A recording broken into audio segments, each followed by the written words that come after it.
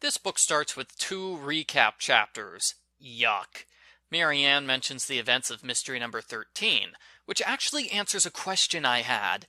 When 2 books come out at the same time, which book comes first? Now we know for certain that the main series book comes first, and the mystery series book comes second, which means we technically got 2 Marianne books in a row. Argo Font Book Review, Argo Font Book Review.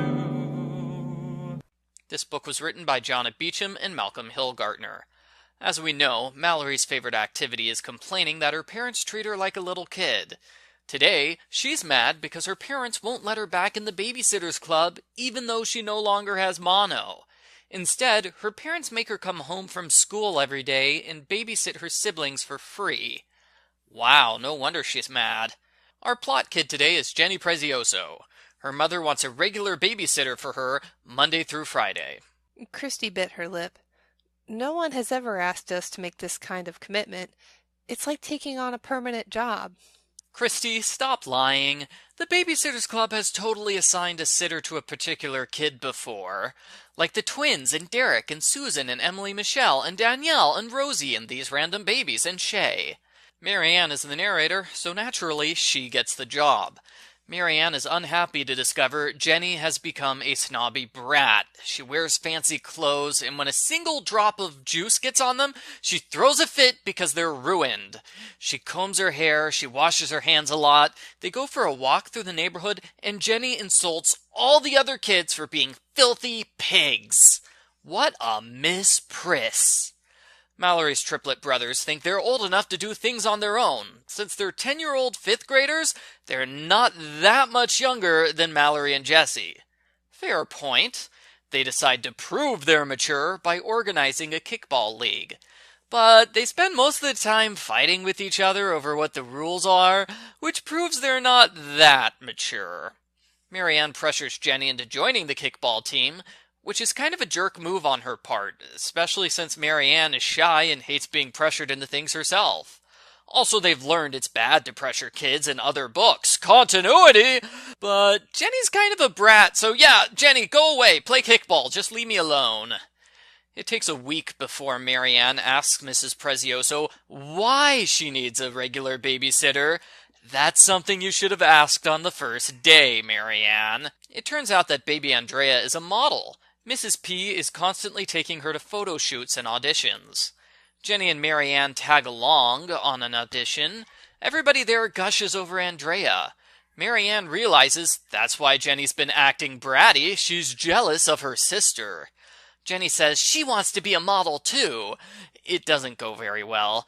Jenny gets bored quickly. She has a hard time memorizing her lines, and she accidentally confuses the 2 roles she's auditioning for. This is probably a good place to point out that Jenny is 4 years old. Give the kid a break!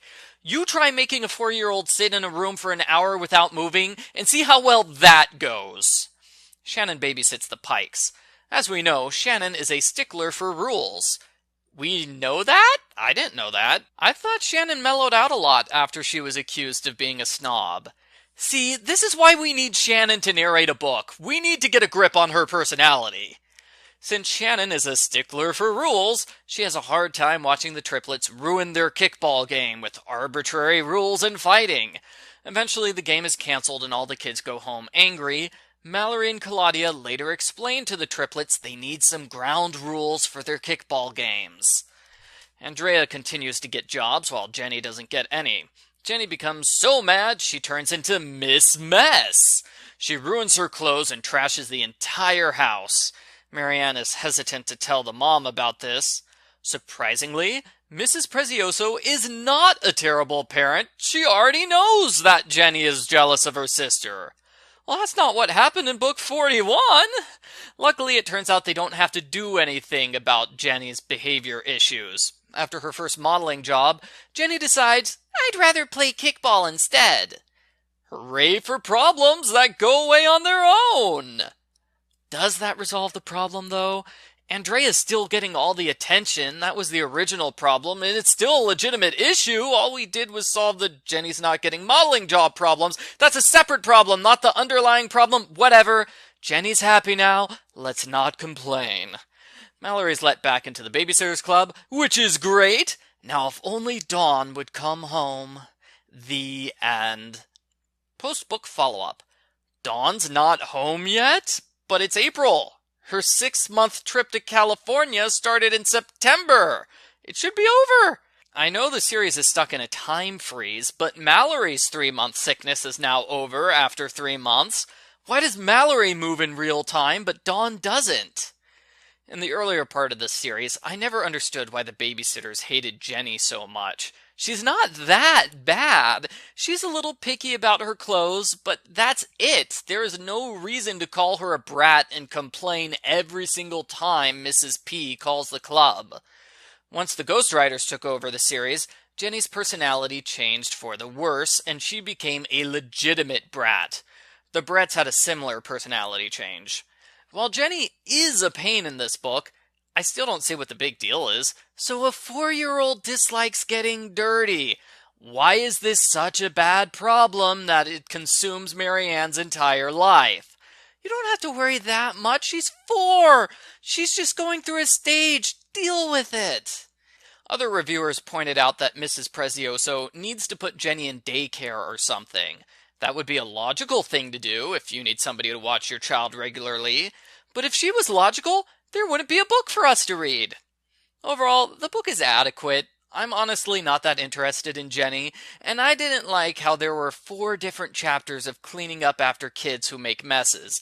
That's repetitive. The book is also babysitting heavy, as all 3 storylines deal directly with babysitting, but that works fine for this series. I give Babysitters Club number 73, Marianne and Miss Priss, a 5 out of 10.